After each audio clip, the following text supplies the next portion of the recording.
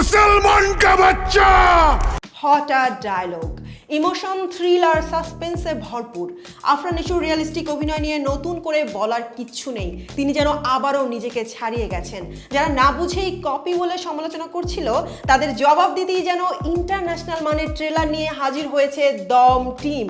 আফরান নিশোর অপ্রতিরোধ্য performance আর perfect making মিলিয়ে বাংলা সিনেমায় এবার এমন কিছু আসছে যা আগে দর্শকরা দেখেনি। জন্মের পর থেকেই শুরু হয় দমের খেলা, কিংবা জন্মাইছেন যেহেতু মরতে আপনাকে হবেই। আপনি যখন একবার জন্মাইছেন তখন আপনাকে মরতেই হবে। এই ডায়লগগুলো শুধু সংলাপ নয়, যেন প্রতিটি মানুষের জীবনের গভীর সত্য। কোথাও বুক ভরা কান্না, কোথাও বেঁচে থাকার আকুতি, এবং নিজের দেশের সম্মান, নিজের ধর্ম ও অস্তিত্বের লড়াই।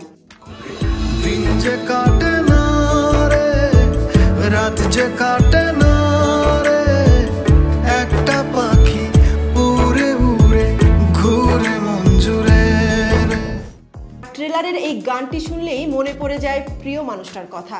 নূর আর রানীর প্রেম, কবুতরের প্রতীকে একদম খাঁটি বাংলা ভাষার ছোঁয়া। ট্রেলারে অনেক কিছু দেখালেও নির্মাতারা খুব স্মার্ট ভাবে কিছু রহস্য আড়াল করে রেখেছেন।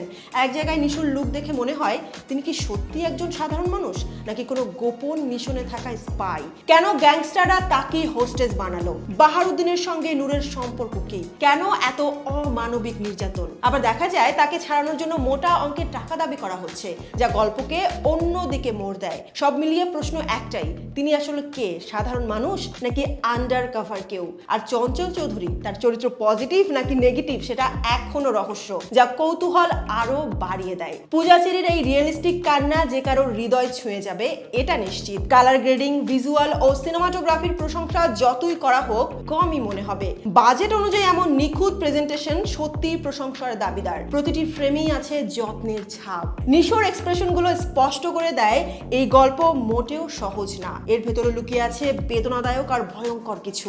দম এখানে শুধু শ্বাস নয়, একটা মেটাফোর। কাবাডির মতো দম ধরে রাখার লড়াই, পানির নিচে এই যে হাড্ডাহাড্ডির লড়াই, এই শটটা সত্যি আউট অফ দ্য বক্স। সব মিলিয়ে ডায়লগ, ভিজুয়াল, গান আর ব্যাকগ্রাউন্ড মিউজিকের পারফেক্ট কম্বিনেশনে দম ট্রেলার এমন এক অভিজ্ঞতা দেয় যা উপভোগ করতে হলে সত্যি দম নিয়ে বসতে হবে।